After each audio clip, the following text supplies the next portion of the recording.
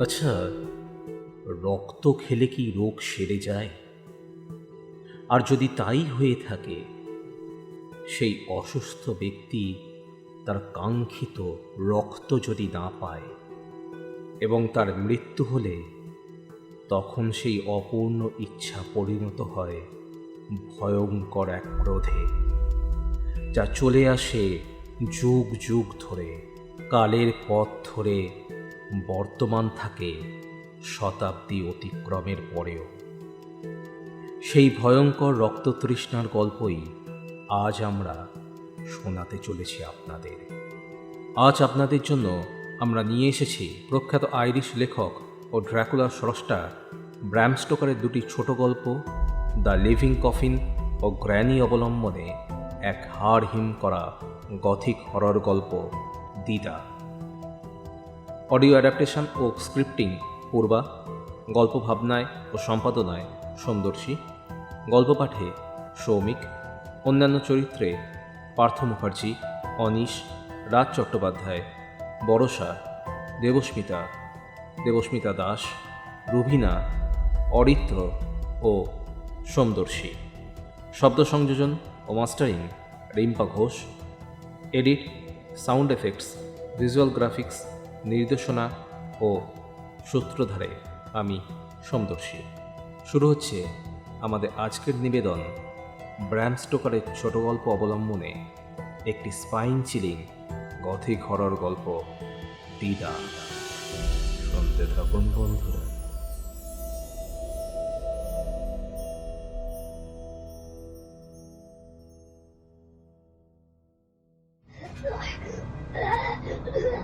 হঠাৎ ভেতর থেকে অস্পষ্ট একটা গোঙানির আওয়াজ শোনা গেল। একটা বাচ্চা মেয়ের গলা বলে মনে হলো। কপালে ভাঁজ পড়ল চাটারিসের। একটা অজানা আতঙ্কে বুকের রক্ত হিম হয়ে গেল তার। ঈশ্বর জানেন শয়তান বুড়ি কি সর্বনাশ করেছে। থমসনের পেশিবহুল শরীরের দিকে তাকালো সে। হ্যাঁ, ওকে দিয়ে কাজ হবে। মিসেস হিন্টন, দরজা খুলুন, না হলে কিন্তু ভেঙে ফেলবো। চাটারিস বুঝতে পারল উত্তেজনায় তার গলা কাঁপছে। থমসনকে কিছু একটা বলতে যাচ্ছিল সে। হঠাৎ ভেতরে থপথপ আওয়াজ শুনতে পেল চাটারিস, যেন কেউ ভারী শরীর নিয়ে দৌড়ে বেড়াচ্ছে। থমসনকে ইশারা করল সে। দরজায় ধাক্কা দিল থমসন। কাজ হলো না। এবার শরীরের সর্বশক্তি দিয়ে লাথি মারল। মরাত করে শব্দ হলো। দরজার গায়ে চির ধরেছে। সেই শব্দের সাথে থরথর করে কেঁপে উঠল যেন গোটা বাড়িটা। বিকট শব্দ শুনে পার্লার মেড সহ বাড়ির অন্যান্য চাকর বাকর দৌড় দিল প্যাসেজ লক্ষ্য করে। জোয়ানও ততক্ষণে দোতলায় পৌঁছে গেছে। থমসন সর্বশেষ চেষ্টা করল। কয়েক পা পিছিয়ে গিয়ে দৌড়ে এসে ভারী শরীর নিয়ে আছড়ে পড়ল দরজার গায়ে। কান ফাটানো শব্দে ভেঙে গেল দরজা। ঝড়ের গতিতে ভেতরে ঢুকে পড়ল চাটারিস। আর ভেতরে ঢুকেই ভয়ে, বিস্ময়ে, আতঙ্কে থ হয়ে দাঁড়িয়ে গেল চাটারিস। বিস্ফারিত চোখে দেখল সামনে নারকীয় দৃশ্যটা। মিসেস হিন্টন শব্দ শুনে দারুণ চমকে উঠে দলা পাকানো রক্তাক্ত জিনিসটাকে ছেড়ে রক্তে ভিজে যাওয়া সোফা থেকে নেমে পড়লেন। ঘরের ভেতরে ঢুকতে গিয়ে মিস্টার জোয়ান উইলবি আশঙ্কিত মিসেস হিন্টনকে দেখতে পেল। তার মায়ের মুখের নিচের অংশটা লাল রক্তে মাখামাখি। সেই রক্ত চুইয়ে তার পরনের পোশাকটাকেও ভিজিয়ে তুলেছে। ওনার হাতেও রক্ত, যেন টকটকে লাল গ্লাভস পরেছেন তিনি। মুখে লেগে আছে পৈশাচিক ক্রূর হাসি। আর মাটিতে অচৈতন্য, রক্তাক্ত এবং নিথর দেহে যে পড়ে আছে সে আর কেউ নয়, জোয়ানের একমাত্র কন্যা। এই ভয়ঙ্কর নারকীয় দৃশ্য দেখে আর স্থির থাকতে পারল না জোয়ান। একটা চিৎকার করে অচৈতন্য হয়ে মাটিতে লুটিয়ে পড়ে সে। হি হি করে অট্টহাসিতে ফেটে পড়লেন মিসেস থমসন। সে হাসি শুনে মনে হয় না সেটা কোনো জীবিত মানুষের হাসি। সামনে রক্ত মাখা হাত নিয়ে দাঁড়িয়ে পৈশাচিক উল্লাসে যে হাসছে, তার সাথে নরকের অধীশ্বর সাক্ষাৎ শয়তানের মধ্যে কোনো ফারাক নেই।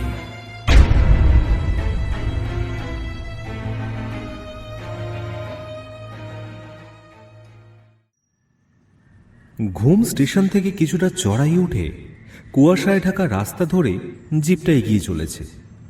মাছধরা রেঞ্জ পার হতেই চারিদিক নিস্তব্ধ হয়ে আসে। পিছনের সিটে পিসি, দিদা ও মায়ের মাঝে বসে থাকা ছোট্ট রেশমি ঘুমিয়ে পড়েছিল। জিপের ঝাঁকুনিতে ঘুম ভেঙে গেল তার। আদো আদো গলায় সে বলল, আর কত দূর পাপি? চালকের পাশে বসা নীল মোবাইলের দিকে তাকিয়ে দেখে জিপিএস আর চলছে না, সিগন্যাল ফেল। চালক বলল, ও রাস্তা আমার চেনা আছে সাহেব, আপনারা পরেশান হবেন না। ঢালু রাস্তায় নামতেই চারিদিকের পাইন গাছ ঘন হয়ে ওঠে। 3টে বাঁক নেওয়ার পর পাকা রাস্তাটা শেষ হয়ে কাঁচা রাস্তা শুরু হয়েছে। গাড়ির জানালা দিয়ে বাইরে তাকিয়ে থাকা নীলের স্ত্রী শেফালি বলে উঠল, এই দিকটা তো একেবারে নির্জন, বাড়ি ঘর কোথাও কিচ্ছু নেই। হ্যাঁ গো, বলছি তোমার কোম্পানি থাকার জন্য আর কোথাও কোনো বাড়ি পেল না? কোম্পানির আর কি দোষ বলো, কাজ যেখানে হবে তার আশেপাশেই তো থাকার ব্যবস্থা করবে, তাই না? ঘাসে ঢাকা এক ফালি কাঁচা পথ ধরে বেশ কিছুটা ঢাল নেমে জিপটা একটা কটেজের সামনে গিয়ে থামে। চালক বলল, স্যার हम आ गए, यही है विल्बी मनसन। গাড়ি থেকে নেমে একবার পুরো জায়গাটায় চোখ বুলিয়ে নিল মিস্টার নীল গোমস। তার ঠিক সামনেই দাঁড়িয়ে আছে প্রাচীন জীর্ণ কটেজটা। ইউরোপিয়ান ধাঁচে কাঠ ও পাথরের তৈরি উইলবি ম্যানশন আকারে একটা প্রাসাদের সমান। নীল পেশায় একজন সিভিল ইঞ্জিনিয়ার, একটি আধা সরকারি কোম্পানিতে বিগত 10 বছর ধরে কর্মরত। বর্তমানে সরকার থেকে দার্জিলিং এর এই অংশটায় হাইওয়ে বানানোর কন্ট্রাক্ট পেয়েছে নীলের কোম্পানি। তাই নীলকে সাইট ইঞ্জিনিয়ার হিসেবে পাঠানো হয়েছে। যতদিন এই কাজ চলবে ততদিন নীল ও তার পুরো পরিবারের জীর্ণ শ্যাওলা ধরে যাওয়া শতাব্দী প্রাচীন এই উইলবি ম্যানশনে থাকার ব্যবস্থা করা হয়েছে।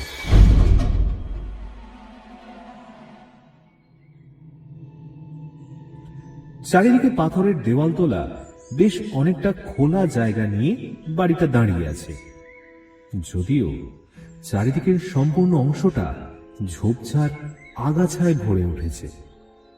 ম্যানশনের পেছনে দাঁড়িয়ে থাকা উঁচু পাহাড়টাকে দেখতে ঠিক যেন দৈত্যের মতো লাগছে। লোহার মেইন গেটটার অবস্থাও তথৈবচ।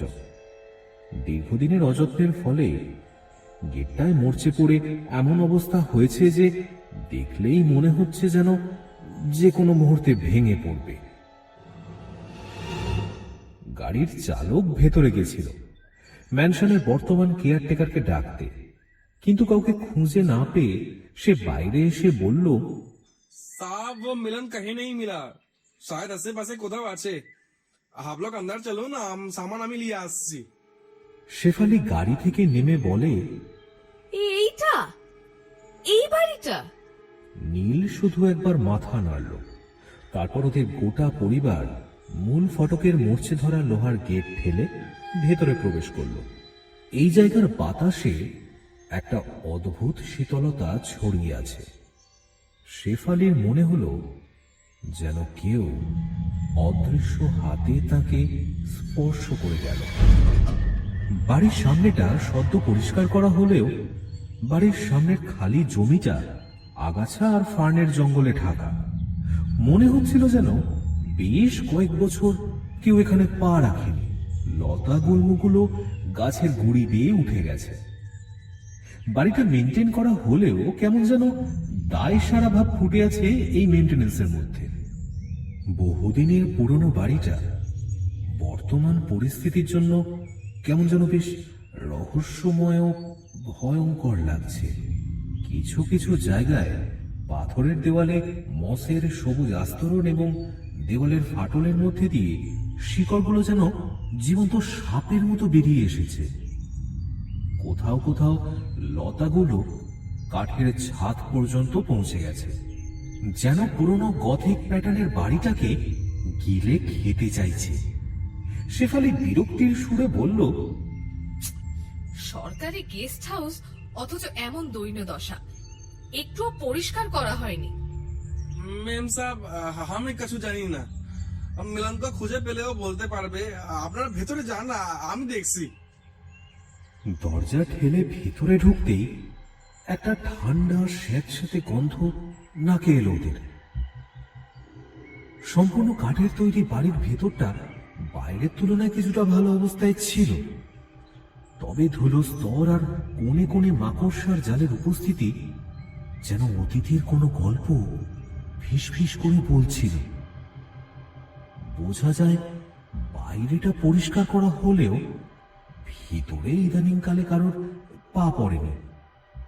সিঁড়িগুলো পুরনো, প্রতিটি পা ফেলায় ক্যাঁচ ক্যাঁচ শব্দ করে উঠছিল। কিছু জানলার কাঁচ ভাঙা, কিছু সার্সি ঝুলে পড়েছে। হল ঘরের এক পাশের কাঠের সিঁড়ি দোতলায় উঠে গেছে।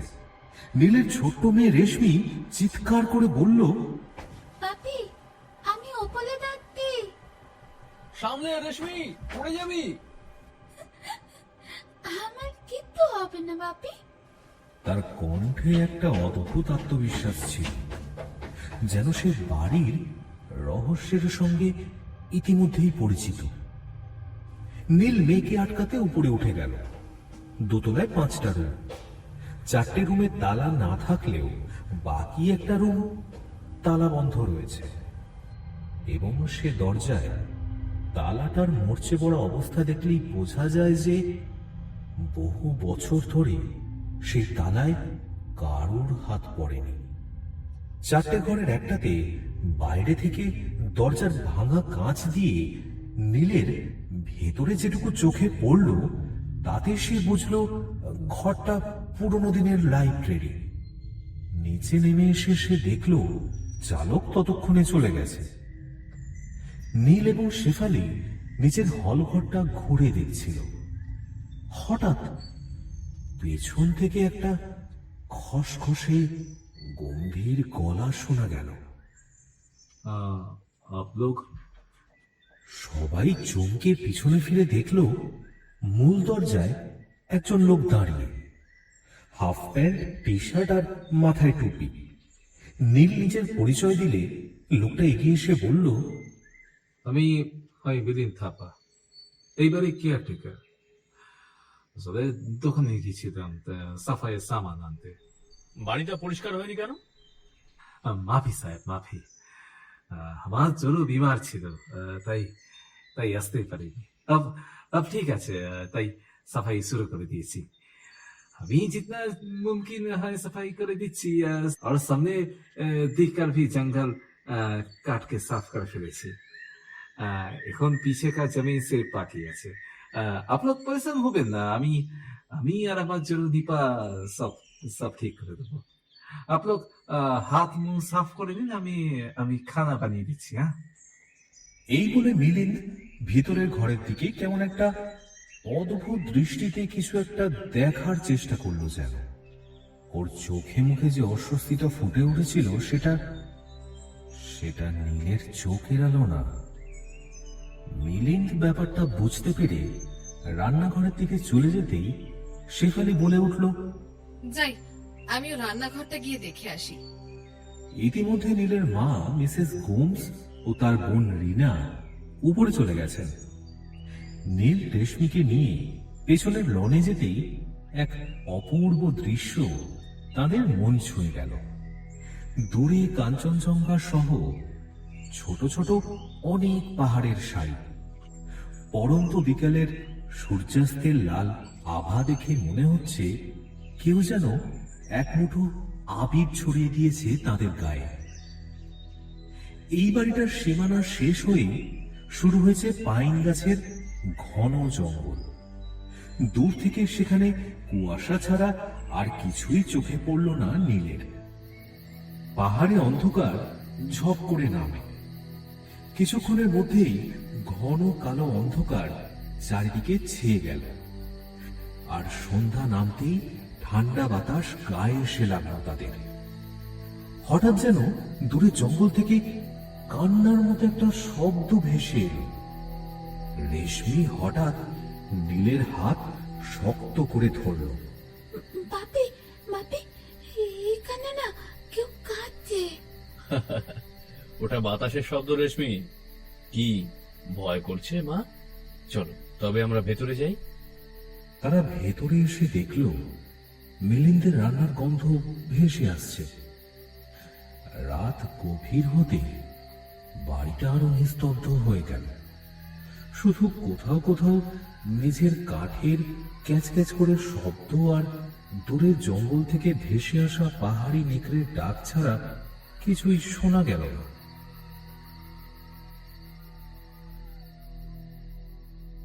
এইভাবেই দুটো দিন কেটে গেল।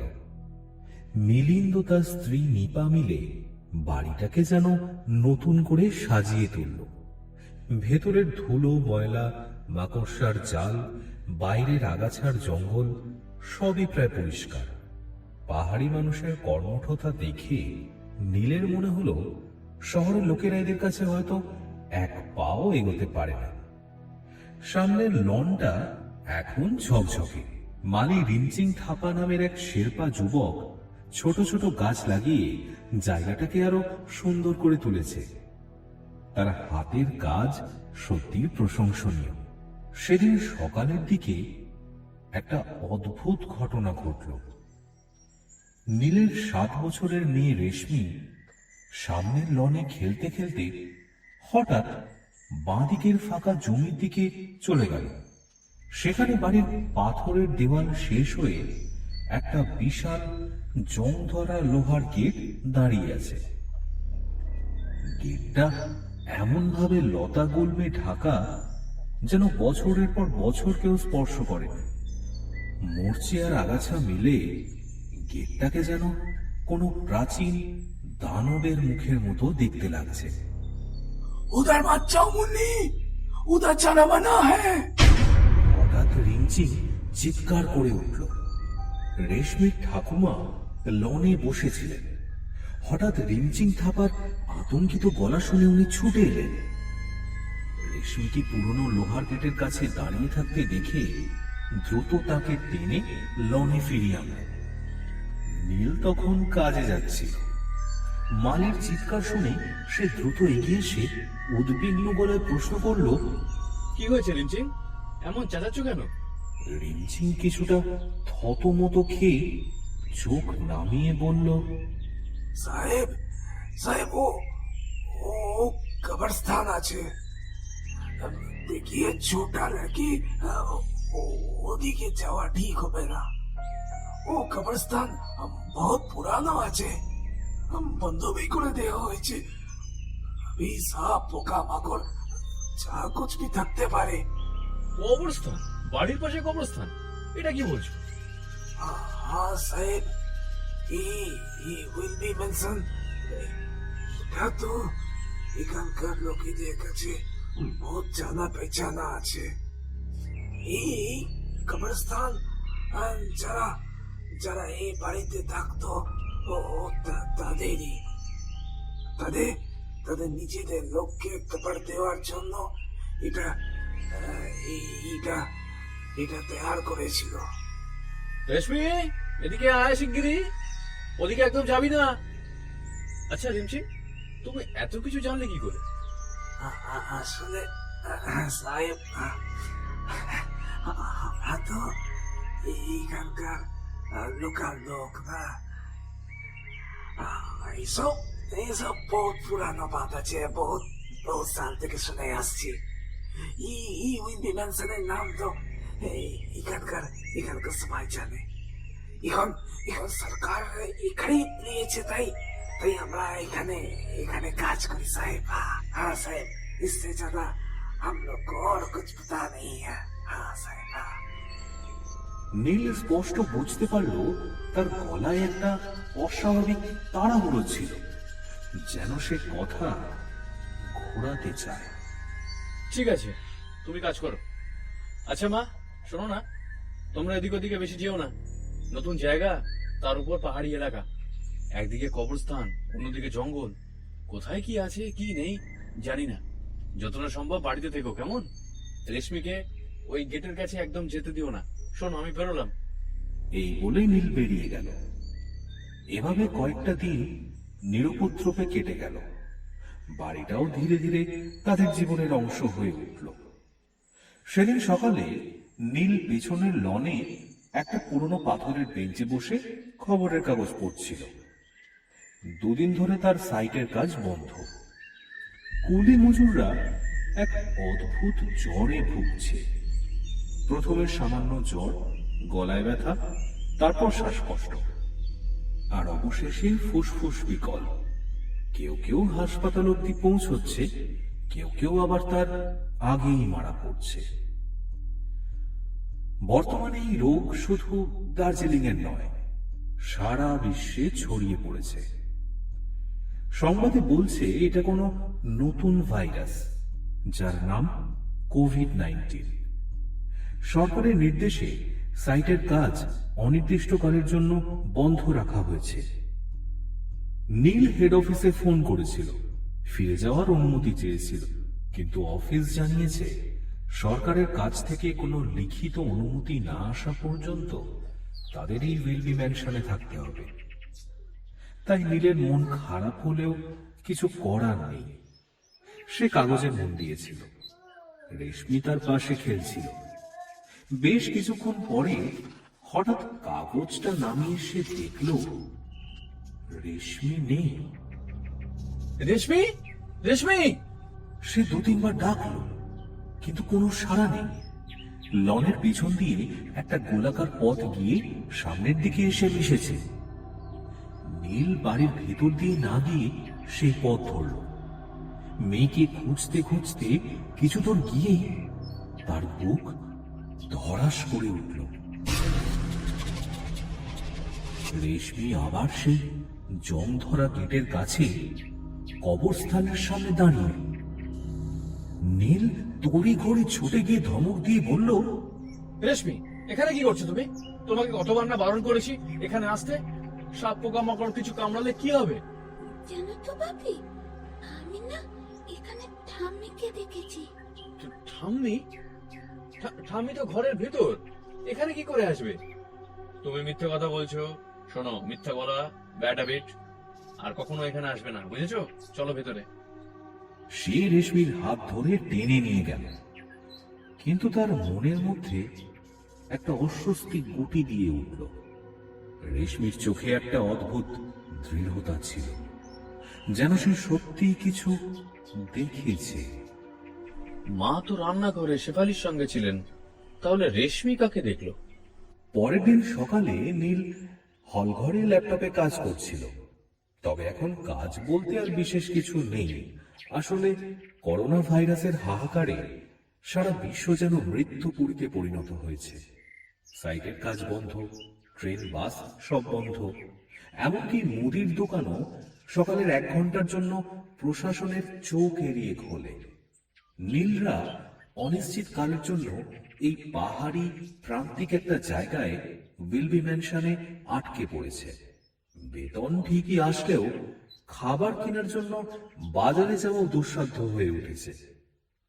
নীলের মা মিসেস গোমস সকালে দোকান থেকে ফিরে এসে উত্তেজিত গলায় বললেন, হ্যাঁ রে, ওই কবরস্থানে কি হচ্ছে বলতো?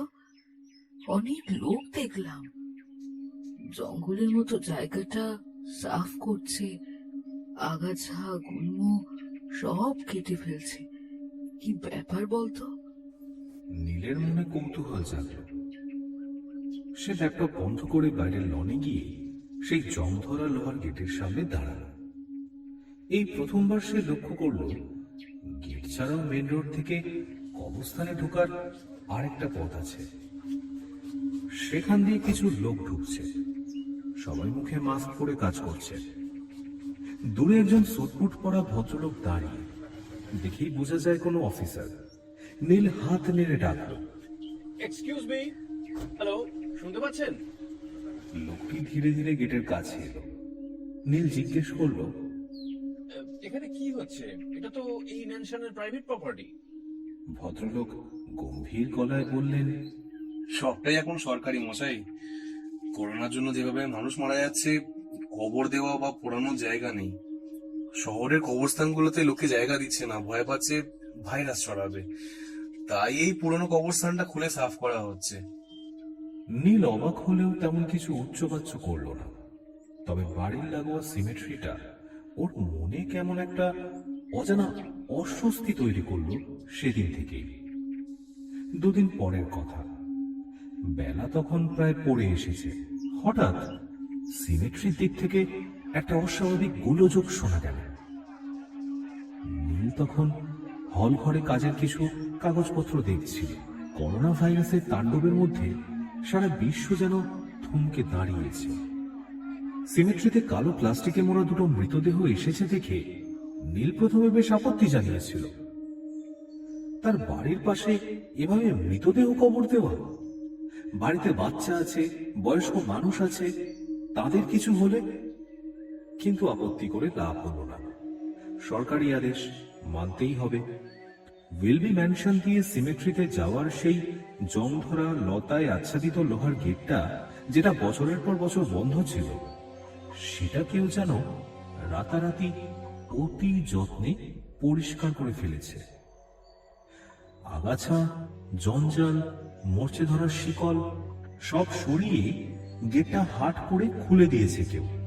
নীল দেখতে পেয়ে জিজ্ঞাসাবাদ করে জানতে পারল, যারা পরিষ্কার করতে এসেছিল তারাই এসব আগাছা সাফ করে দিয়েছে। লনে খেলতে খেলতে রেশমি গেটটা খোলা দেখে দৌড়ে সেদিকে ছুটল। সাথে সাথেই তার ঠাকুমাও পেছন পেছন ছুটলেন, কিন্তু বয়সের ভারে তাকে আটকাতে পারলেন না। রেশমি সিমেট্রির ভিতর ঢুকে একটা জীর্ণ পাথরের বেদির সামনে গিয়ে থামল। শেফালি, তার মা, ছুটে এসে দেখল রেশমি সেই বেদির দিকে তাকিয়ে আছে। মাকে দেখে সে বলে উঠল, মা মা, জানো আমি ঠাম্মিকে এখানে দাঁড়িয়ে থাকতে দেখেছি। কথাটা শুনে রেশমির মা শেফালি আকাশ থেকে পড়ল। অবাক দৃষ্টিতে মিসেস গোমসের দিকে একবার চেয়ে রেশমির দিকে ফিরে আশ্চর্য হয়ে প্রশ্ন করল, মানে ঠাম্মি এখানে কি করে আসবে? ওই দরজা তো বন্ধ ছিল। কিন্তু রেশমি নাছুর পান্দা, সে এক নাগাড়ে বলে গেল, না মা, আমি দেখেছি ঠাম্মি এখানে দাঁড়িয়ে থাকে। এমন সময় দুজন ভদ্রলোক এগিয়ে এলেন। একজন গম্ভীর গলায় বললেন, ম্যাডাম, এখানে বাচ্চাকে আনবেন না।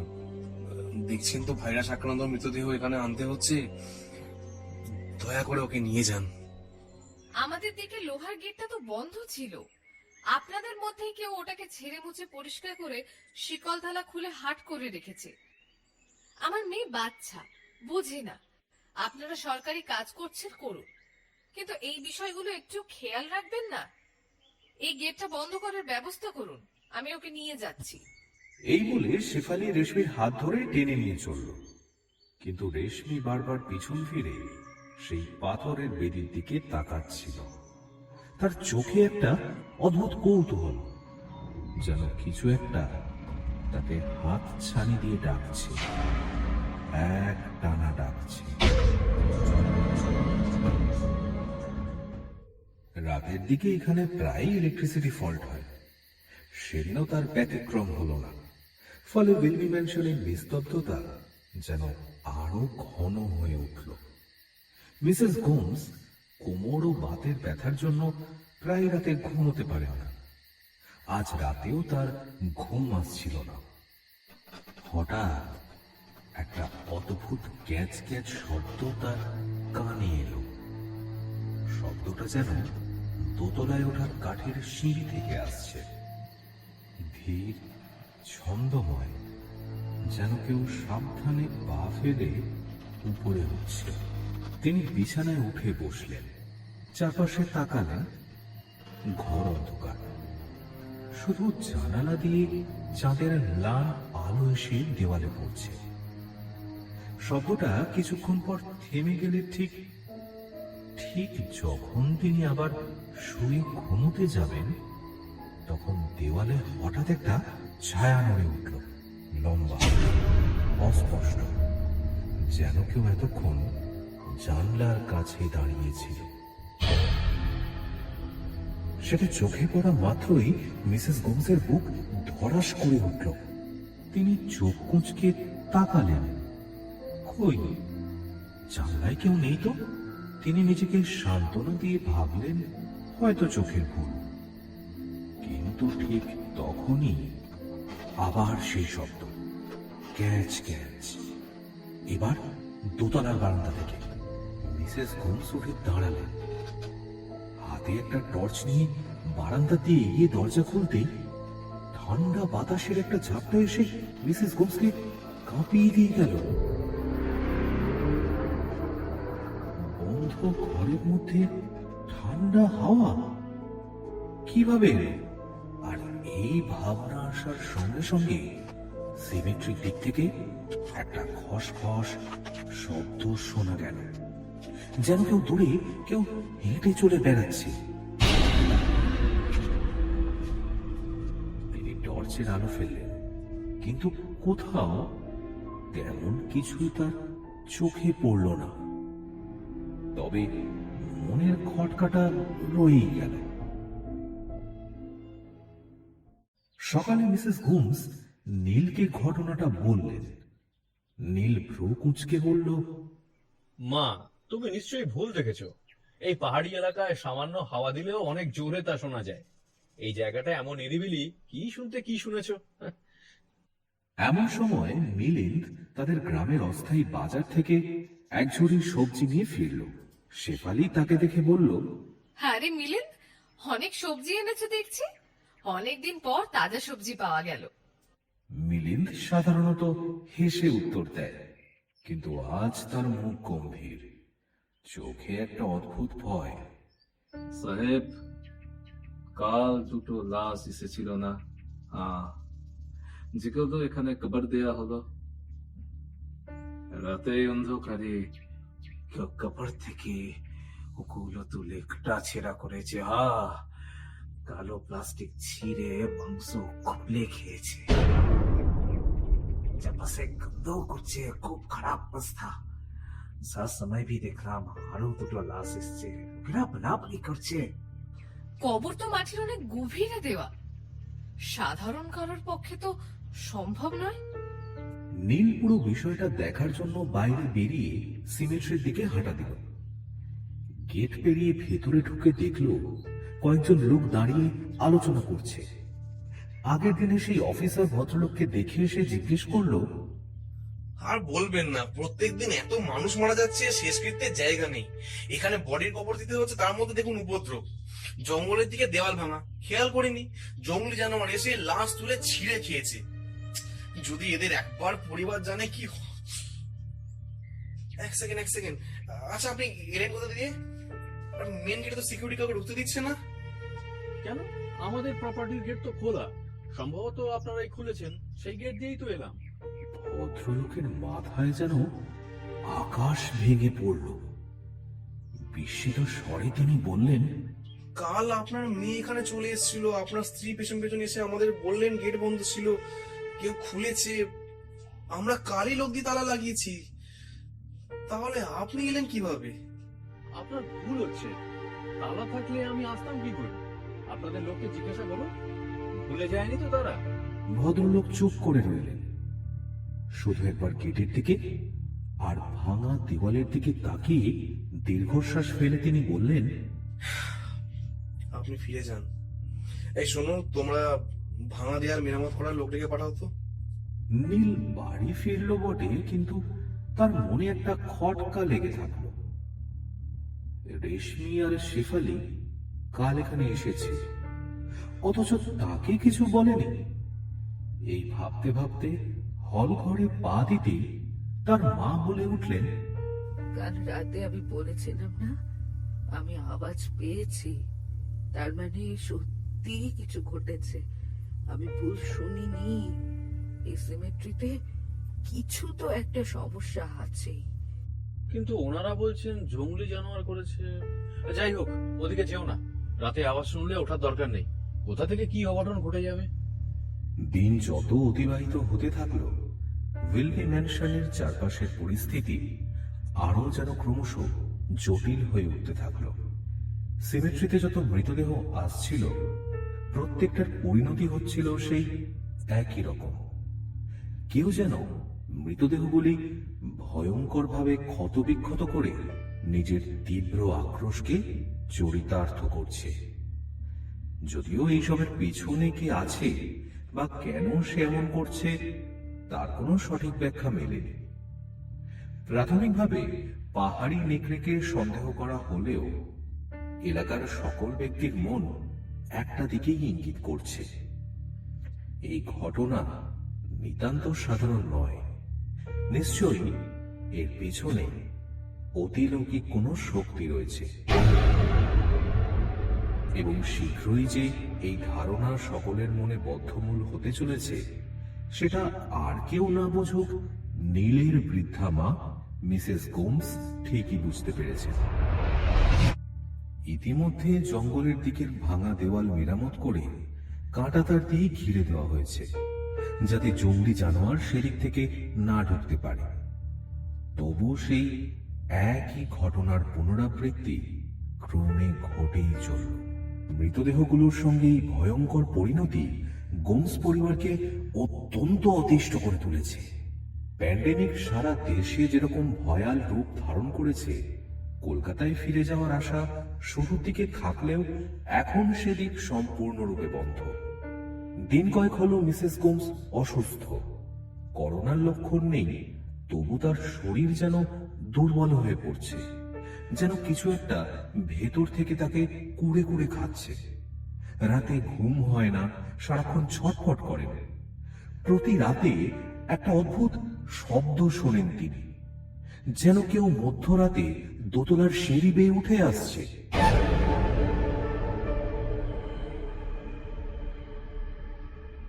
সে রাত্রিতে অন্ধকারটা বড় ঘন ছিল, অমাবস্যা ছিল হয়তো। হিন্দু গৃহস্থ হলে পাঁজি বা ক্যালেন্ডার দেখে স্পষ্ট বোঝা যেত, কিন্তু খ্রিস্টানদের সে বালাই নেই। যদিও বর্তমান ক্যালেন্ডারে অমাবস্যা পূর্ণিমা লেখা থাকলেও তিথি নক্ষত্র অতটা পরিষ্কার লেখা থাকে না। ঘন অন্ধকার হবার সাথে সাথে ঠান্ডাটা যেন জাঁকিয়ে পড়ল। তার উপরে সকাল থেকে আকাশ মেঘলা, এক নাগাড়ে বৃষ্টি হচ্ছে। রাত তখন বোধ হয় 1টা হবে। হঠাৎ সচকিত হয়ে উঠলেন মিসেস গোমস। সেই গ্যাঁচ গ্যাঁচ শব্দটা আবার শুরু হয়েছে। মিসেস গোমসের শরীর অসুস্থ হলেও এই শব্দটার রহস্য ভেদ করার জন্য তার কেমন যেন জেদ চেপে গিয়েছিল। তাই ধীরে ধীরে উঠে অতি সন্তর্পণে টর্চ হাতে নিয়ে ঘর থেকে বেরিয়ে পড়লেন। শব্দটা সিঁড়ি বেয়ে উঠে তার ঘরের পাশ দিয়ে নির্জন করিডোর ধরে এগিয়ে গেলেন। তিনি টর্চের আলো ফেললেন, কিন্তু কাউকে দেখতে পেলেন না। শব্দটা থেমে গেল সেই বন্ধ ঘরের কাছে, যেখানে মরচে ধরা তালা বছরের পর বছর খোলা হয়নি। হঠাৎ কি হলো কে জানে, মিসেস গোমসের টর্চের আলোটা ধীরে ধীরে ক্ষীণ হয়ে এলো। শেষে দুবার দপদপ করেই নিভে গেল সেটা। তিনি হতভম্ব হয়ে চারপাশে তাকালেন। কোথাও কোথাও কিচ্ছু নেই, শুধু অপার নৈশব্দ এবং নিঃসীম অন্ধকার। হঠাৎ চমকে উঠলেন মিসেস গোমস। এখন এমন একটি শব্দ তিনি শুনতে পাচ্ছেন যা আগের শব্দ থেকে সম্পূর্ণ আলাদা। আর এই শব্দটার উৎস হল তার তার নিজের ঘর। শরীর তো অসুস্থ ছিল, এবার এমন একটা শব্দে তার শরীর রীতিমতো কাঁপতে শুরু করল। গলায় ঝুলে থাকা ক্রসটা চেপে ধরলেন তিনি। তারপর জেসাসের নাম করতে করতে ঘরে ঢুকে যা দেখলেন তাতে তাতে তার মুখ দিয়ে অস্ফুট আর্তনাদ বেরিয়ে এলো। কোথাও কোনো হাওয়া নেই, জানলা বন্ধ, দরজা দিয়েও বাইরের হাওয়া ঢোকার কোনো উপায় নেই। তবু সেগুন কাঠের পুরনো ভারী আরাম কেদারাটা দুলছে কেন? যেন কেউ সবে মাত্র সেখান থেকে উঠে গেছে। একটা ঠান্ডা হিম শীতল স্রোত তার শিরদাঁড়া দিয়ে নিচে নেমে গেল। এমন সময় বারান্দায় একটা ছায়া শরীর নড়ে উঠল। মোটা সোটা কুতকুতে একটা অবয়ব। ভয় পেয়ে মিসেস হোমস চেঁচিয়ে বললেন,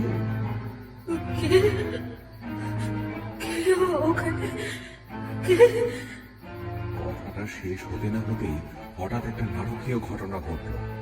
এতটাই তাড়াতাড়ি ঘটনাটা সংঘটিত হলো যে তিনি আত্মরক্ষার বিন্দুমাত্র অবকাশ পর্যন্ত পেলেন না। আচমকা তিনি অনুভব করলেন কোন অদৃশ্য শক্তি যেন তার গলা চেপে ধরে মুহূর্তের মধ্যে শূন্যে তুলে ধরেছে।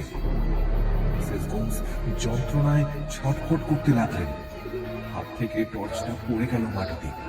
ভয়ে আর যন্ত্রণায় কাঁপতে কাঁপতে শূন্যে ঝুলে রইলেন।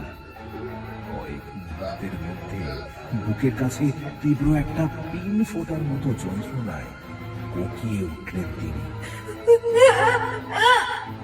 কেউ বা কিছুতেই তার শরীর থেকে রক্ত শুষে চলেছে ক্রমাগত। একে তো ঘন অন্ধকার, তার উপর মেঘলা আকাশ। সে অন্ধকার যেন আরো নিকষ করে তুলেছিল। কিছুই দেখা যাচ্ছিল না সেই আধারে। কে বা কি তাকে ধরে রেখেছে, কেন সেই অতিপ্রাকৃত শক্তির তার উপর এমন আক্রোশ, বোঝার কোনো উপায় নেই। হঠাৎ সেই অদৃশ্য শক্তি তাকে ছুঁড়ে ফেলে দিল। বারান্দা থেকে নিচে লনে ধপাস করে মিসেস হোমসের রক্ত শূন্য দেহটা এসে পড়ল। আর সাথে সাথে মাথা ফেটে শুকনো ঘেলু কাঠের মেঝেতে ছড়িয়ে পড়ে জায়গাটাকে আরো নারকীয় করে তুলল। শেফালি বাইরে বেরিয়ে এসে মিসেস হোমসকে এই অবস্থায় পড়ে থাকতে দেখে চিৎকার করে জ্ঞান হারান। এবং নীল যখন বেরিয়ে সেই দৃশ্যের সাক্ষী হল, তখন সিমেট্রির দিক থেকে ভেসে আসা এক শীতল মেয়েদের হাসি পরিবেশকে আরো ভয়ার্থ এবং আতঙ্কগ্রস্ত করে তুলেছে।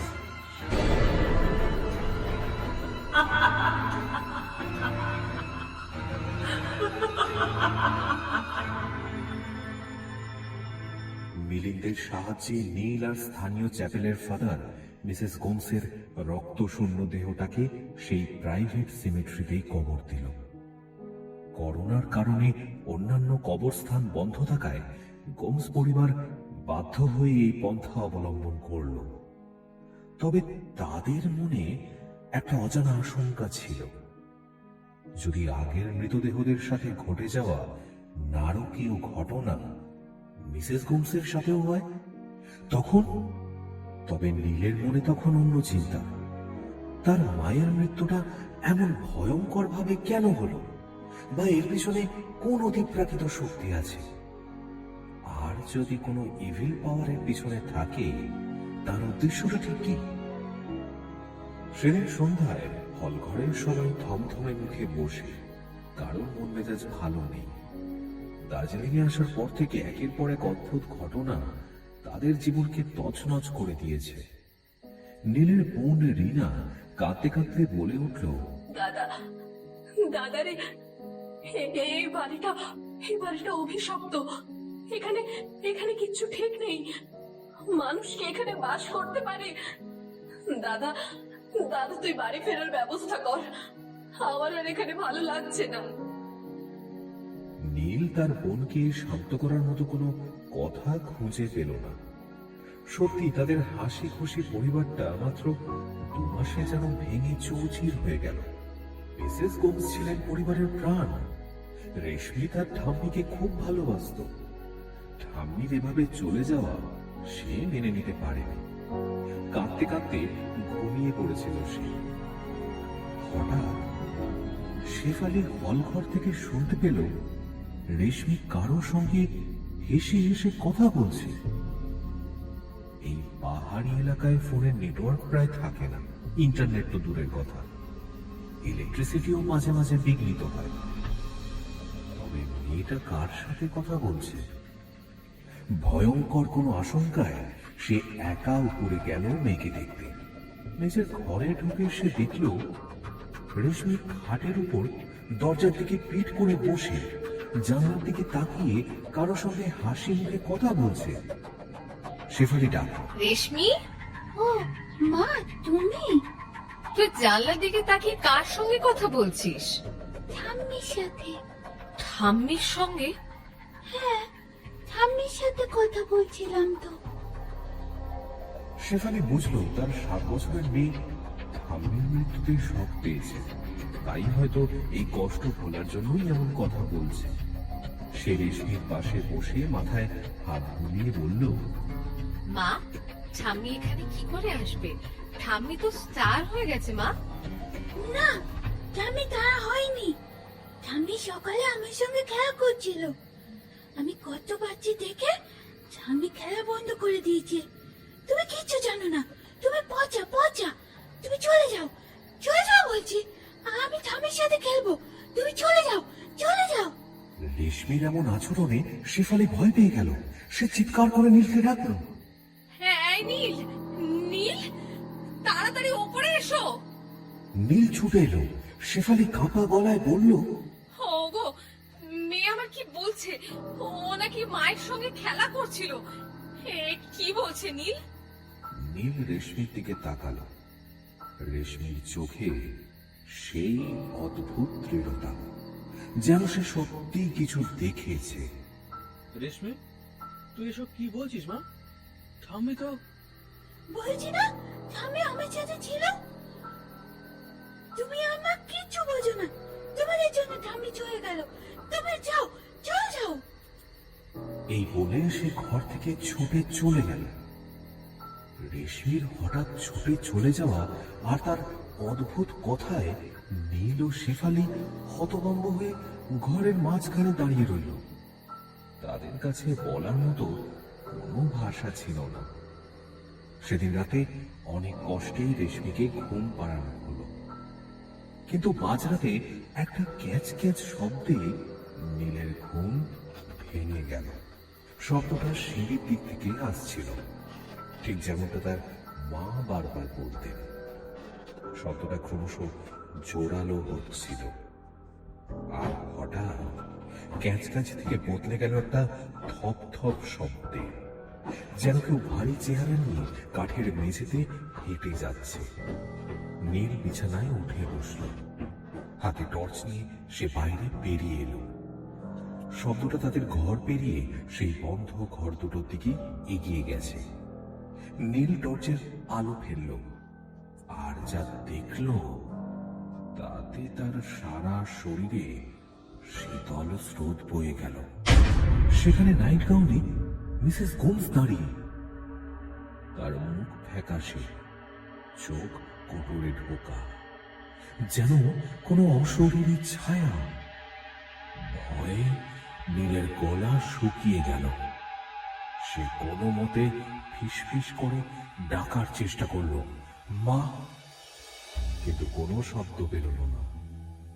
মিসেস হোমস ধীরে ধীরে সেই বন্ধ ঘরের দিকে এগিয়ে যাচ্ছিলেন।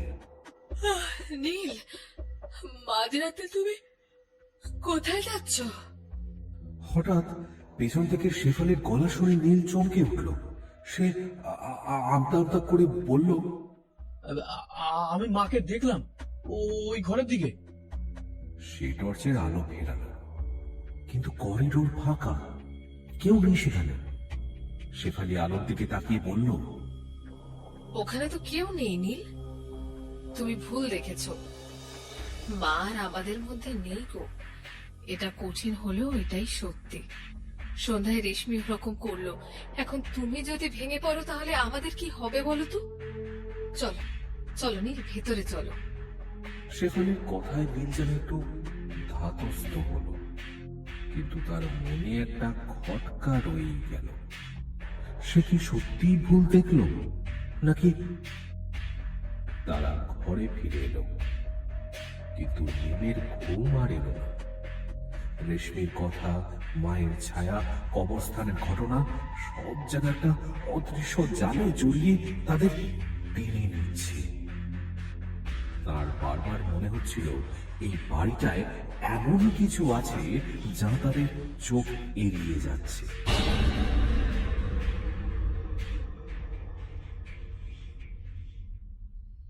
ভোর রাতের দিকে চোখটা লেগে এসেছিল নীলের।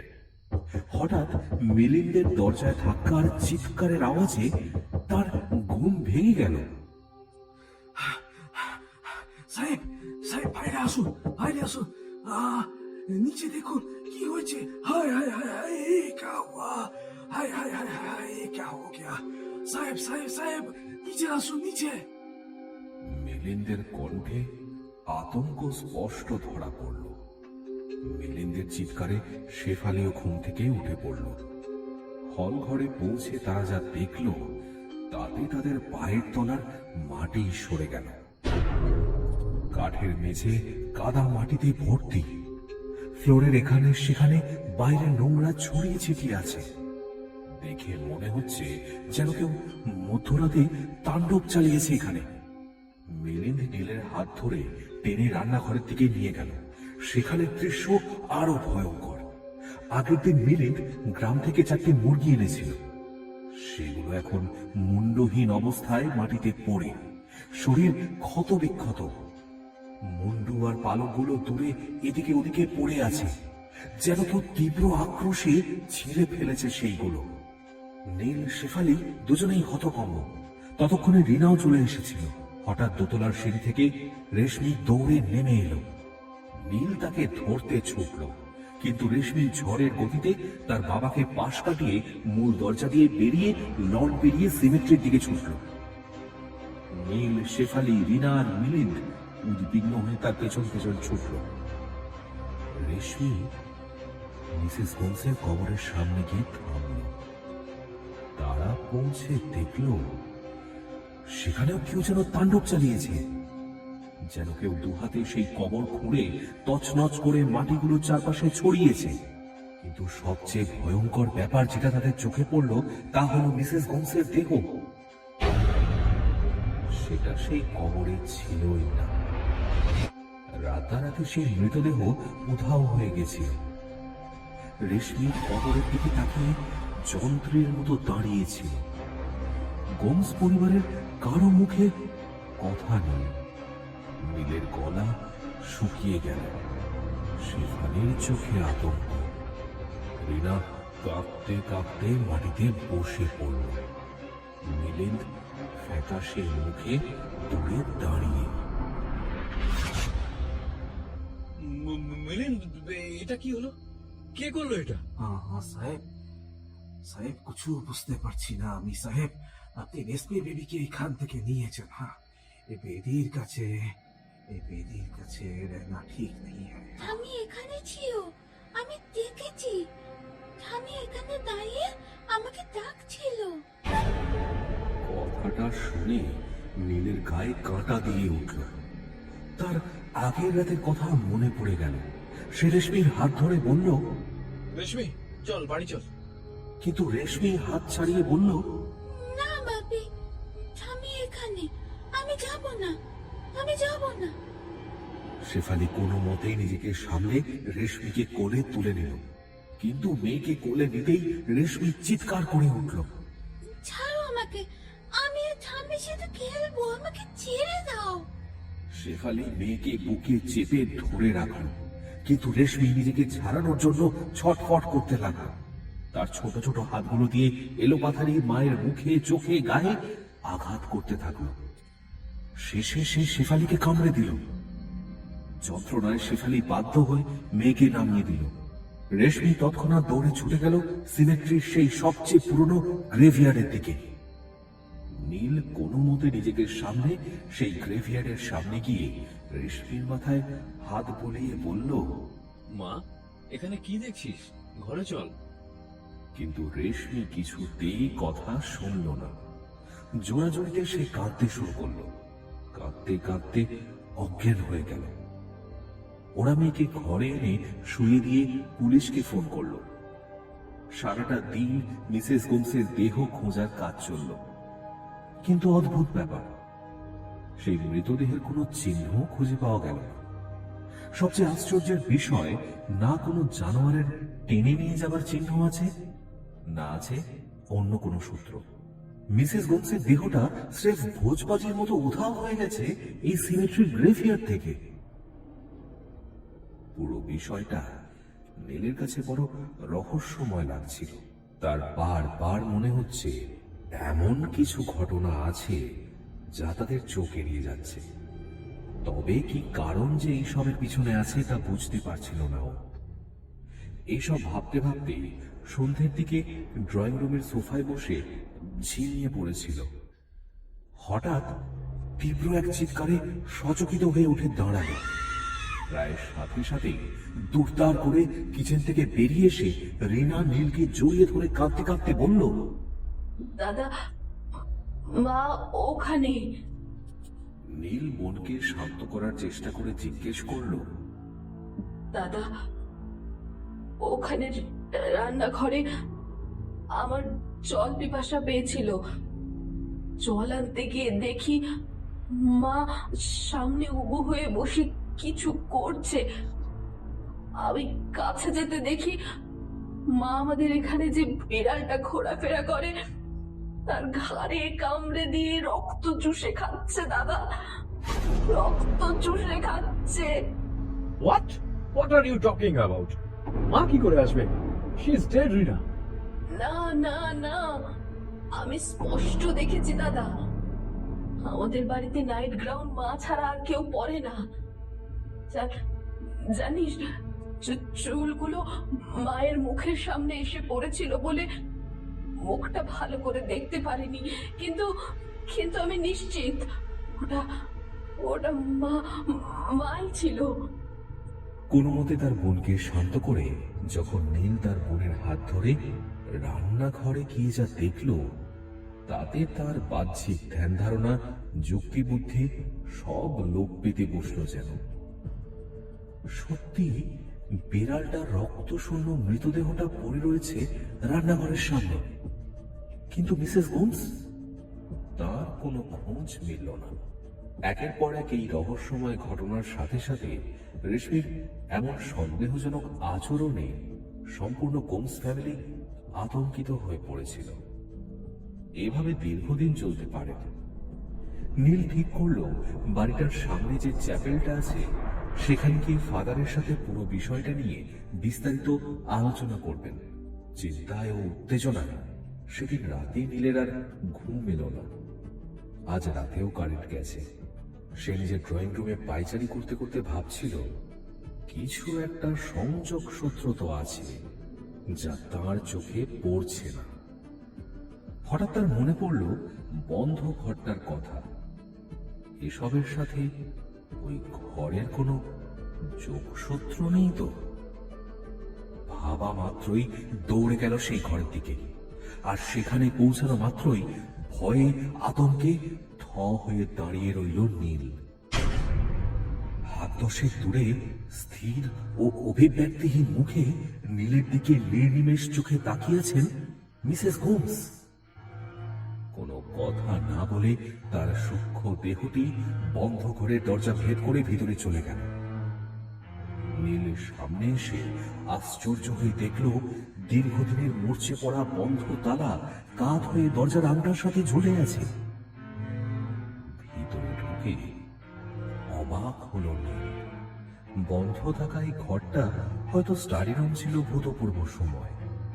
নানান রকম জিনিসের সাথে একটা বিশেষ জিনিস নীলের চোখ টানানো।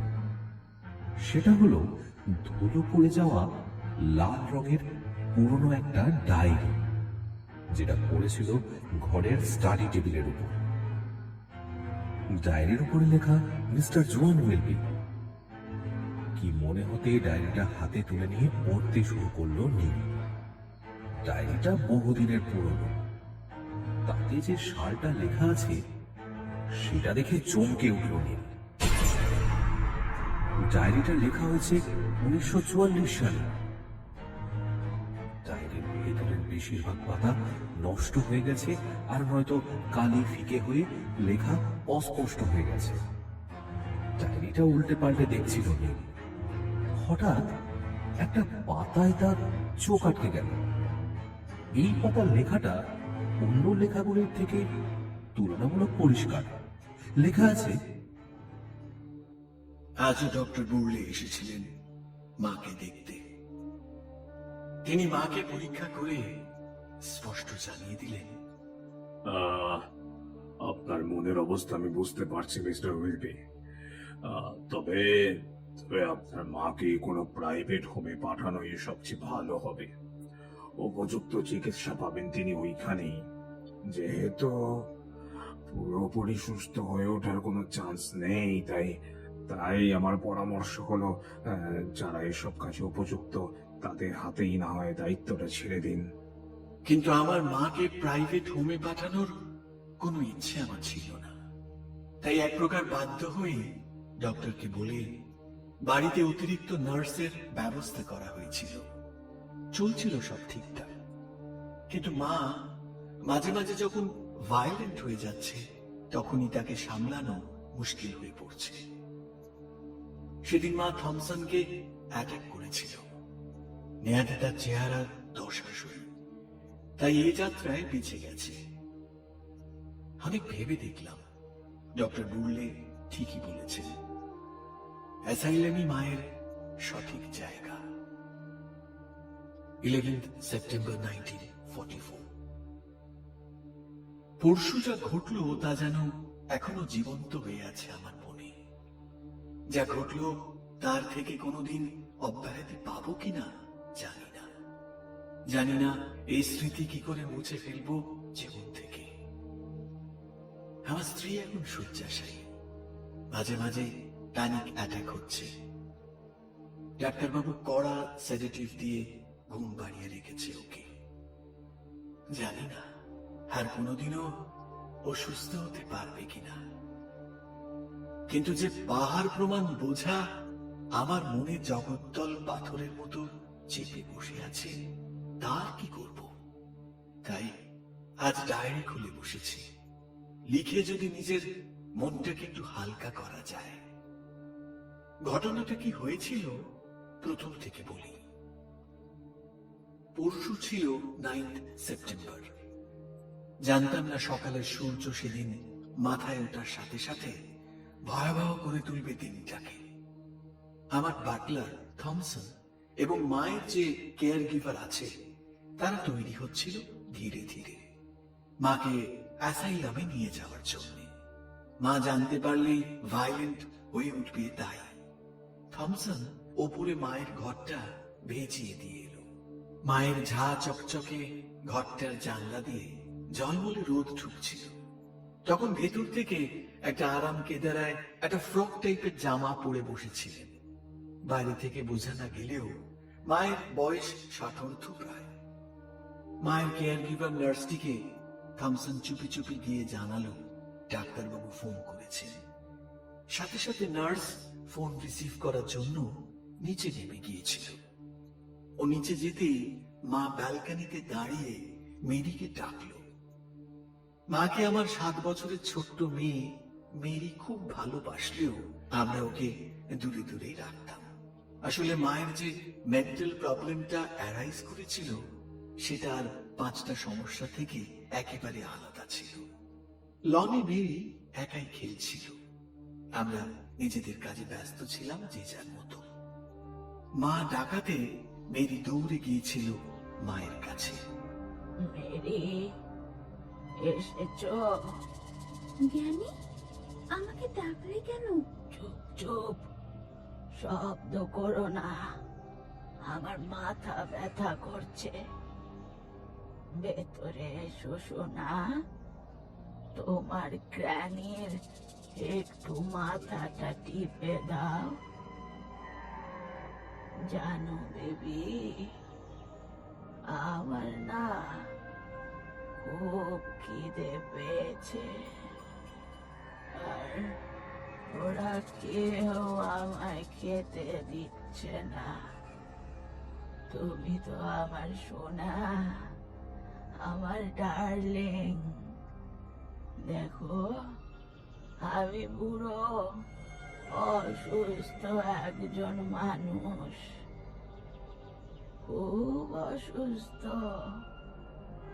ডাক্তার বললে আমাকে পাগলা গারদে পাঠাতে চাইছে। আচ্ছা, আমি কি পাগল বলো? হ্যাঁ, পাগল। আমি খুব অসুস্থ, কিন্তু ওরা আমাকে ওষুধ দেয় না, জানো। ঠিক আছে, আমি দিচ্ছি তোমায়। বলো, তোমার ওষুধ কোথায় আছে গ্র্যানি? দাঁড়াও, তার আগে দরজার ছিটকিনি বন্ধ করে আসি। কাজটা খুব তাড়াতাড়ি করতে হবে সোনা, নইলে চার্টারিস যখন তখন চলে আসবে। কি করতে হবে গ্র্যানি? আমাকে ওষুধ দেবে মামনি। ওষুধ খাওয়া আমার খুব জরুরি। এ কি গ্র্যানি? তোমার মুখ থেকে ফ্যানের মতো কি বেরোচ্ছে ওসব? তুমি তুমি এমন করছো কেন? এরকম কেন করছো? আমার খুব ভয় করছে গ্র্যানি। ও গ্র্যানি, আমার খুব ভয় করছে।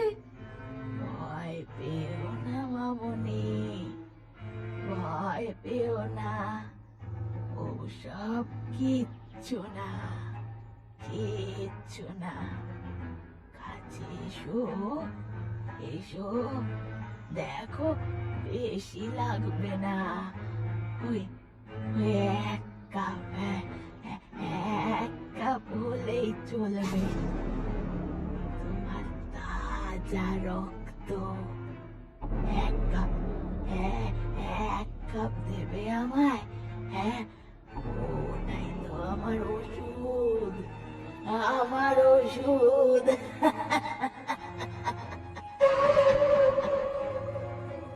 এতটা পরে নীলের সারা শরীরটা যেন ভয়ে শিউরে উঠল। কপালে ঘাড়ে বিন্দু বিন্দু করে ঘাম জমতে শুরু করলো। হাতের পিঠ দিয়ে যেই ঘামটা মুছে ডায়েরি থেকে তাকিয়েছে, অবাক বিস্ময় দেখল আরো একটা অতিলৌকিক ঘটনা। দেখলো তার চোখের সামনে, হ্যাঁ, চোখের সামনে লেখাগুলো ক্রমে ঝাপসা হয়ে গিয়ে ফুটে উঠল প্রায় 70 বছর আগের সেই দিনের ভয়ঙ্কর নারকীয় ছবিটা। হাতের ডায়েরিটা মুহূর্তে বদলে গেছে একটা মোবাইল স্ক্রিনে, যেখানে সেদিনের ঘটনাগুলি যা উইলবি সাহেব ডায়েরিতে লিখে গেছেন চলতে শুরু করেছে সিনেমার মতো। উত্তেজনায় নীল দাঁড়িয়ে পড়েছিল। আতঙ্কিত দৃষ্টিতে সে দেখল উইলবি সাহেবের মা ধীরে ধীরে এগিয়ে আসছে মেয়ের দিকে। মুখ দিয়ে লালা ঝরে পড়ছে শিকারী নেকড়ের মতো। মেরি অতি পরিচিত এই মুখ দেখে ভয়ে চিৎকার করে উঠতে চাইল, কিন্তু অসম্ভব ক্ষিপ্রতায় ষাটোর্ধ্ব প্রায় সেই বৃদ্ধা বাচ্চাটার মুখ চেপে ধরে হাসতে হাসতে বলে উঠল, তোমার তাজা রক্ত। এক কাপ দেবে আমায়? হ্যাঁ, ওটাই তো আমার ওষুধ, আমার ওষুধ।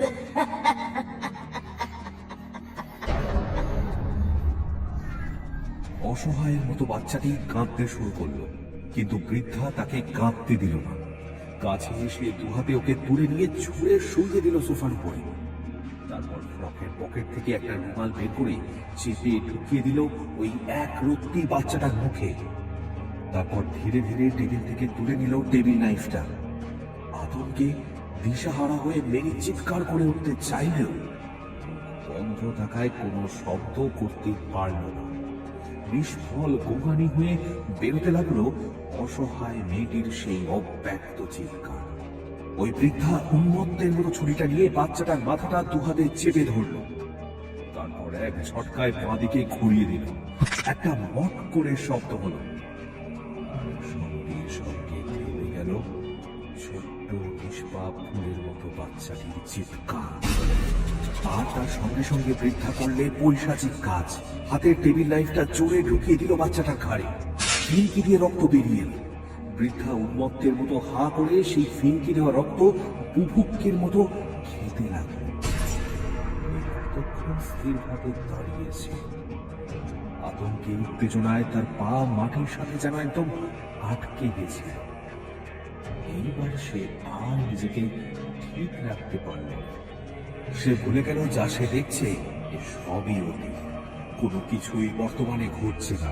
ভুলে গেল সে কোথায় আছে, কেবল সেই ভয়ঙ্কর পৈশাচিক নারকীয় ও বিভৎস দৃশ্য দেখে শুধু ছটফট করতে লাগলো। ইতিমধ্যেই দরজার বাইরে একটা শোরগোল শুরু হয়ে গেল। কেউ একজন বারবার বৃদ্ধার নাম ধরে ডাকছে। মিসেস এন্টন, দরজা খুলুন, না হলে কিন্তু ভেঙে ফেলবো। এবার দরজায় আঘাত হতে শুরু করলো। একবার, দুবার, তিনবার, শেষবারের বার কাঠের দরজা ভেঙে দুভাগ হয়ে গেল। বৃদ্ধা এতক্ষণ চরম পৈশাচিক আনন্দে সারা ঘর দাপাদাপি করে বেড়াচ্ছে। থমসন ও নার্স ঘরের ভিতরে ঢুকে আসতেই সে চুপ করে দাঁড়িয়ে পড়ল। তাদেরকে সরিয়ে পেছনে এসে দাঁড়ালো একজন দম্পতি, বোধহয় মিস্টার ও মিসেস উইলবি। আতঙ্কিত দৃষ্টিতে তারা দেখল বৃদ্ধার মুখ, জামা কাপড়, সোফা সব ততক্ষণে রক্তে ভেসে গেছে। মিসেস উইলবি ওই দৃশ্য দেখে অচৈতন্য হয়ে মাটিতে লুটিয়ে পড়ল। নার্সটি চিৎকার করে উঠল, মিসেস উইলবি, চোখ খুলুন। নীল, নীল, শুনছো? হ্যাঁ নীল, শুনতে পাচ্ছ? হ্যাঁ নীল। শেফালির ডাকে সম্বিত ফিরে নিলেন। দেখে কখন শেফালি ঘরের দরজায় এসে দাঁড়িয়েছে। উত্তেজিত হয়ে সে বলছে, তুমি এই ঘরের তালা কি করে খুললে? আর এরকম করছো কেন? কি হয়েছে তোমার? তুমি কি কিছু দেখেছো? হ্যাঁ নীল, কি গো, শুনছো? শেফালি, দেখেছি শেফালি। আমি যা দেখেছি তা আমার চোখের সামনে সব রহস্যকে পরিষ্কার করে দিয়েছে। এই ঘর, এই ডায়েরি, এই অভিশাপ থেকে মুক্ত হওয়ার রাস্তা দেখিয়েছে। আমাকে চার্চে যেতে হবে, ফাদারের সঙ্গে কথা আছে, আমাকে এক্ষুনি চার্চে যেতে হবে। ম্যানশনের সামনের চ্যাপেলটায় যিনি ছিলেন তিনি সব শুনে কিছু দূরে যে বড় চার্চটা আছে সেখানে যেতে বললেন। নীল দেরি না করে বাইকে করে চ্যাপেলে উল্লিখিত চার্চে এসে উপস্থিত হলো। বহু পুরনো চার্চটিকে দেখলেই বোঝা যায় যে সেটি কমপক্ষে 150 বছর তো হবে। মেন গেট খোলাই ছিল, ফলে ঢুকতে কোনো অসুবিধা হলো না। ভেতরে গিয়ে নীল চার্চের দরজা থেকে এগোলো। দরজা খোলাই ছিল। ভেতরে গিয়ে বসতেই তার আতঙ্কিত ও অশান্ত মন চার্চের মনোরম পরিবেশে ধীরে ধীরে শান্ত হয়ে এলো। বেঞ্চে চোখ বুজে বসেছিল নীল। এমন সময় ফাদার এসে জিজ্ঞেস করলেন, Who are you, son? নীল প্রথমে চমকে গেল, তারপর নিজেকে সামনে বলল, ফাদার, আমি নীলাদ্রি কোমস। তোমাকে তো আগে এখানে কখনো দেখিনি। আর এই প্যান্ডেমিকে তুমি এখানে এলে কিভাবে? নীল তখন উইলবি ম্যানশনে আসার ও তাদের সাথে ঘটে চলা পুরো ঘটনাগুলি আনুপূর্বিক খুলে বলল। উইলবি ম্যানশন নামটা শুনতে ফাদারের মুখ ফ্যাকাশে হয়ে গেল। ধীরে ধীরে উনি নীলের পাশে এসে বসে পড়লেন। তোমরা এই ম্যানশনে কতদিন আছো, সান? এই তো 6-7 মাস হলো, এবং এই কয়েক মাসেই আমাদের পরিবারটা প্রায় তছনছ হয়ে গেছে ফাদার। প্যান্ডেমিকের জন্য ফিরে যেতে না পেরে ওখানেই বাধ্য হয়ে রয়ে গেছি। তোমরা আশা করি এতদিনে বুঝে গেছো ওটা একটা অভিশপ্ত ম্যানশন। আগের মালিকের মা পাগল হয়ে গিয়েছিলেন, বার্ধক্যজনিত নানা রোগে ভুগছিলেন তিনি। মানসিক বিকারগ্রস্ত হয়ে পড়েছিলেন উনি। এক অদ্ভুত রোগ তাকে পেয়ে বসেছিল, বিজ্ঞানের ভাষায় যাকে বলে রেনফেল সিনড্রোম। এক অদ্ভুত ধরনের ইম্পালসিভ ডিসঅর্ডার। তিনি ভাবতেন অল্প বয়সী কারো রক্ত পান করলে তিনি সুস্থ হয়ে যাবেন। শোনা যায় একদিন নাকি তিনি নিজের নাতনিকে হত্যা করে তার রক্ত খেয়েছিলেন। পরে তাকে মেন্টাল হসপিটালে রাখা হয়েছিল, কিন্তু লাভের লাভ কিছুই হয়নি। হাসপাতালে থাকাকালীন তিনি নাকি নিজেই নিজেকে আঘাত করতেন, নিজের হাতে গায়ে কামড়ে নিজেরই রক্ত পান করতেন। একদিন তিনি নিজেকে এমন ভাবে আহত করলেন যে অতিরিক্ত রক্তপাতের কারণে তার মৃত্যু হলো। ওয়েলবিদের প্রাইভেট সিমেট্রিতেই ওনাকে কবর দেওয়া হয়েছিল। নীল এতক্ষণ অবাক হয়ে ফাদারের সব কথা শুনছিলেন। তিনি থামতেই সে জিজ্ঞেস করল, আপনি এত কিছু জানলেন কেমন করে ফাদার? ওনাকে কবর দেওয়ার পরপরই নানান সমস্যা তৈরি হয়েছিল। তৎকালীন ফাদারের সাথে ওয়েলবি সাহেবের খুব সখ্যতা ছিল। উনি আমাকে বলে গিয়েছিলেন এই ম্যানসনের বাটলার, থমসন এবং বাগানের মালি নাকি অদ্ভুতভাবে মারা যায়। কোন অতিপ্রাকৃত শক্তি নাকি ওদের শরীর থেকে সমস্ত রক্ত পান করে সম্পূর্ণ ছিবড়ে করে ফেলেছিল। তিনি আরো জানান যে ওই কবরস্থান মন্ত্রপুত করা হয়েছিল। প্রতিটি গেটে হোলি ওয়াটার, স্যাক্রিমেন্টাল ব্রেডের গুঁড়ো এবং রোজারি দিয়ে সুরক্ষিত করা হয়েছিল। শোনা যায় তার অতৃপ্ত আত্মা বারবার ওয়েলবি ম্যানসনে ফিরে আসত। কিন্তু তুমি যা বলছো তাই যদি হয়, তাহলে সম্ভবত প্যান্ডেমিকের জন্য সিমেট্রিকে ওপেন টু অল করে দেওয়ার জন্য এই ভয়ঙ্কর পরিস্থিতি তৈরি হয়েছে। এন্ড আই থিঙ্ক ও তোমার মেয়েকে টার্গেট করেছে, কারণ ওনার নাতনি তোমার মেয়ের বয়সী ছিল। আপনি একবার চলুন ফাদার, এই পরিস্থিতি থেকে একমাত্র আপনিই বাঁচাতে পারবেন, আর কেউ না। ফাদার নীলের কাঁধে হাত রেখে আশ্বস্ত করলেন। কিছুক্ষণের মধ্যে ফাদারকে সাথে নিয়ে নীল দ্রুত ফিরতে লাগলো ওদের বাড়ির দিকে। ম্যানশনের সামনে চ্যাপেলটার কাছে আসতেই নীল আশ্চর্য হয়ে দেখল মিলিন্দ তীর বেগে ওদের দিকে ছুটে আসছে। নীলের বুকটা ঢিপ ঢিপ করে উঠল। আবার কি অঘটন ঘটল? सब सब सब सब सब सब जल्दी जल्दी चलिए सर, जल्दी चलिए। रेशमी बेबी, ओ रेशमी बेबी, কি হয়েছে রশ্মি? रेशमी बेबी একটু আগে রিনা ম্যাডামকে হামলা করেছে। হ্যাঁ, রিনা ম্যাডামকে হামলা করেছে। মানে? मतलब नहीं पता है साहब, আমি খানা বানাচ্ছিলাম, মেম সাহেব তো ওখানে ছিল। হঠাৎ রিনা ম্যাডামের চিৎকার শুনে ওনার কামরায় গিয়ে দেখি ও रेशमी बेबी रीना मैडम वो सीने के ऊपर बैठ के ना खून चूस रहा है। আমাকে দেখে अजीब आवाज से की सब बोल लो और अचानक बेहोश हो गया साहब। हमको पता नहीं है साहब कहाँ हो रहा है। কথাগুলো শুনে নীলের পায়ের তলার মাটি যেন সরে গেল। ভয়ার্ত মুখে ফাদারের দিকে তাকাতে তিনি বলে উঠলেন, যা ভয় পেয়েছিলাম তাই হয়েছে। মাই সান, আমাদের হাতে বেশি সময় নেই। তোমার মেয়ে ওই আত্মার ভার বেশিক্ষণ বইতে পারবে না। আমাদের এখনই কিছু একটা করতে হবে। আপনি প্লিজ কিছু করুন ফাদার, তাহলে সর্বনাশ হবে। ওই মেয়েটাই আমার সব কিছু ফাদার। চিন্তা করো না নীলাদ্রি, আমি থাকতে ওর কিছু হতে দেব না। তুমি একটু দাঁড়াও, আমি চট করে চ্যাপেল থেকে ঘুরে আসছি। ফাদারকে নিয়ে যখন নীল ম্যানশনে ফিরল তখন দুপুর হয়ে এসেছে। শেফালিকে রেশমির কথা জিজ্ঞেস করায় সে তাদের ঘরে নিয়ে গেল ফাদারকে। রেশমি তখন অচৈতন্য হয়ে শুয়ে আছে বিছানায়। তার ঠোঁটের কোণায় তখনও লেগে আছে শুকনো কালো রক্তের ছোপ। ফাদার পুরো ঘরটা দেখে বলল, আপনারা ঘরের সব জানলা দরজা বন্ধ করে দিন, যেন এক বিন্দু বাইরের হাওয়া বা আলো না আসতে পারে। আর ঘরের সব কাঁচ ঢেকে দিন। আর রেশমির হাত ও পা শক্ত করে দড়ি দিয়ে বেঁধে নিন। আপনি কি ওর এক্সোরসিজম করার কথা ভাবছেন ফাদার? তার কথার প্রত্যুত্তরে ফাদার সম্মতি সূচক মাথা নাড়াতে নীল কাতর কণ্ঠে বলল, এই যে ভয়ানক রিচুয়াল ফাদার, এই একটি শরীরটা কি পারবে সেই চাপ সহ্য করতে? আমার মেয়েটা মারাও যেতে পারে। আর এটা না করলে যে আপনার মেয়ে এমনিও মারা যাবে, সাথে মরবে তোমরা সকলেই। ফাদারের কথার কোনো উত্তর দিতে পারে না নীল। শেষ পর্যন্ত ওনার কথা মতো সব ব্যবস্থা করা হয়। ঘরে শেফালি আর রিনাকে থাকতে দেওয়া হয় না। ফাদার, নীল আর মিলিন্দ থাকে শুধু ঘরে।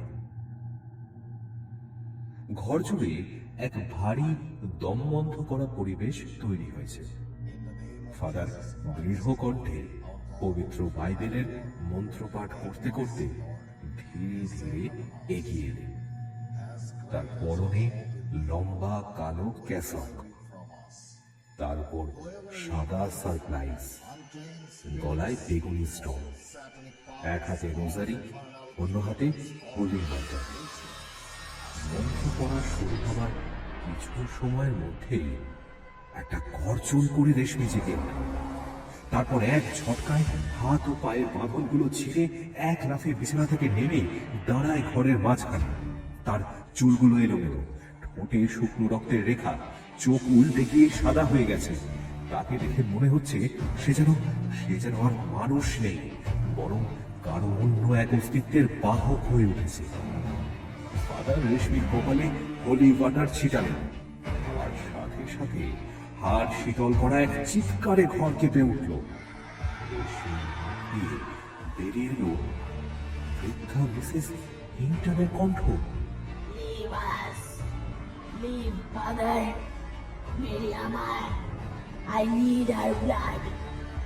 ফাদার মন্ত্র আরো জোরে আওয়াজ, কিন্তু রেশমি না, তার ভিতরে থাকা সেই বৃদ্ধা মিসেস হিংটনের আওয়াজ। হঠাৎ এক ঝাঁপ দিয়ে তার গলা চেপে ধরল। তার মুড়িয়া হয়ে তার হাতে ধরার রোজারি রেশমির মাথায় চেপে ধরার সাথে সাথেই ভয়ানক চিৎকার করে রেশমি বিছানার উপর গিয়ে পড়ল। কিছুক্ষণের জন্য নীরবতা নেমে এলো বদ্ধ ঘরটায়। ফাদার এগিয়ে গিয়ে তাকে পরীক্ষা করার চেষ্টা করল, আর ঠিক তখনই রেশমির দেহটা শটান দাঁড়িয়ে ফাদারকে মারল এক ধাক্কা। ফাদার সম্ভবত এই আকস্মিক আক্রমণের জন্য প্রস্তুত ছিলেন না। সামলাতে না পেরে সেই ধাক্কায় তিনি কিছুটা দূরে ছিটকে পড়লেন।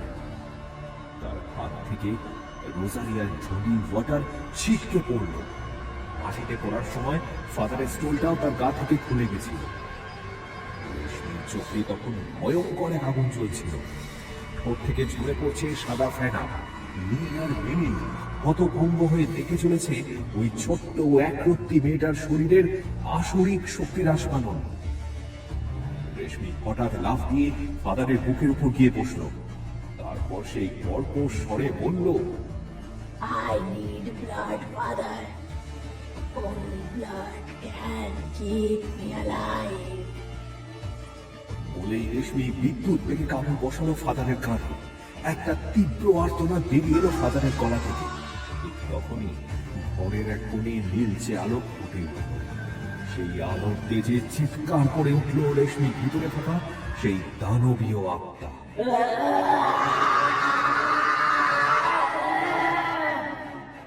ছিটকে সরে গেল ফাদারের দেহ থেকে। পরপর চোখের সামনে ঘটে চলা দৃশ্যগুলো দেখে নীলের বাস্তব বুদ্ধি সব লোক পেতে বসেছিল।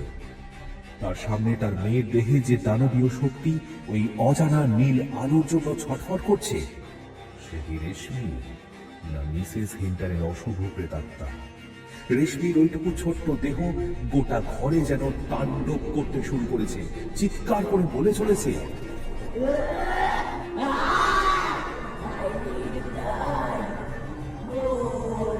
More blood. Only blood can keep me alive. রক্ত চাই, আমার রক্ত চাই। যত সেই প্রেতাত্মা চিৎকার করতে লাগলো, সেই নীলাভ জ্যোতি যেন ক্রমেই বেড়ে উঠতে লাগলো। নিজের রক্তাক্ত আহত শরীরের কষ্ট ফাদার ভুলে গেলেন। ধীরে ধীরে উঠে রোজারি তুলে উঁচিয়ে পড়লেন তিনি। প্রথমে কাঁপা কণ্ঠস্বরে শুরু করলেও ধীরে ধীরে তা পরিণত হল উদাত্ত কণ্ঠস্বরে। In the name of Jesus Christ, our God and Lord, may the mercy God descend upon us. As great as our hope in thee, we try thee from us. Whoever you may be, unclaimed spirits, all satanic powers, all infernal invaders, all wicked legions, assassins of sex. সে নীলাভ আলো আর ক্রমাগত ওই উদাত্ত মন্ত্রোচ্চারণের জন্য রেশমি কেঁপে উঠল। তার গলা থেকে এক গর্জন বেরিয়ে এলো, চোখ উল্টে গেল, বিছানায় পড়ে ছটফট করতে লাগলো ছোট্ট রেশমির দেহটা। ফাদার হোলি ওয়াটার রেশমির শরীরে ছিটিয়ে দিতে লাগলো। রেশমির শরীরে সেই জলের ছিটে যেন আগুনের তপ্ত আঁচের মতো স্পর্শ করে পুড়িয়ে দিতে লাগলো। লাল ফোসকা পড়ে যেতে লাগলো ওই একরত্তি শরীরে। আর সহ্য করতে পারলো না কষ্ট, ছুটে গিয়ে তাকে জড়িয়ে ধরে কেঁদে উঠল, চিৎকার করে বলে উঠল, প্রভু যিশু, এই মাতা নেই, রক্ষা করো আমার সন্তানকে, রক্ষা করো, রক্ষা করো প্রভু, রক্ষা করো। ফাদার ততক্ষণে রেশমির কপালে রোজারি চেপে ধরে বাইবেলের মন্ত্র পাঠ করে চলেছেন।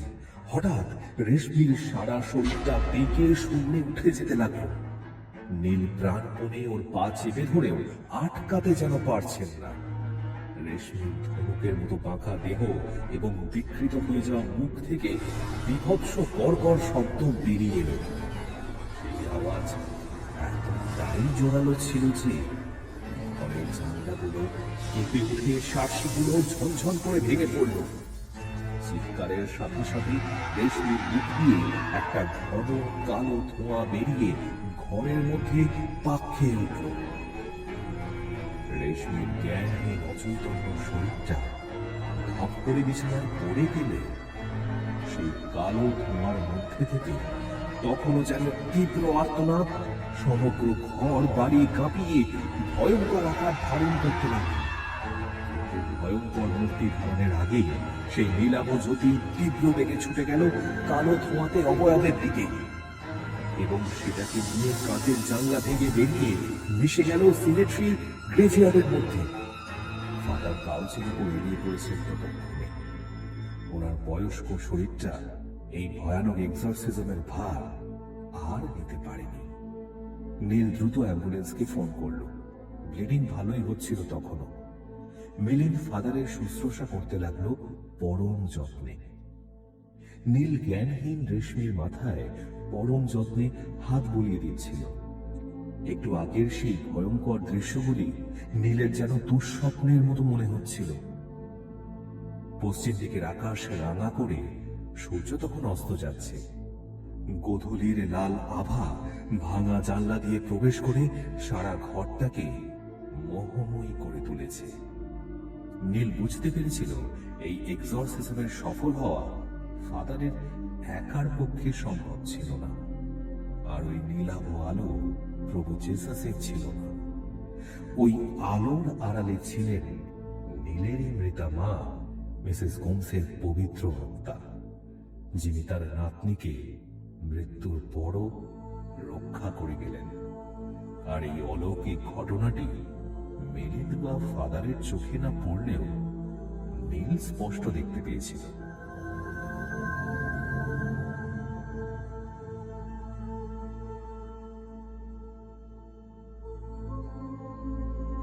কেমন লাগলো আমাদের আজকের গল্প নিচে কমেন্ট করে জানাতে কিন্তু একদম ভুলবেন না।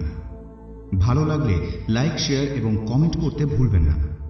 খুব শীঘ্রই আমরা আরও একটি রোমাঞ্চকর গল্প নিয়ে আপনাদের সামনে ফিরে আসছি। ততক্ষণ ভালো থাকুন, সুস্থ থাকুন আর শুনতে থাকুন গল্পগুজব, যেখানে গল্প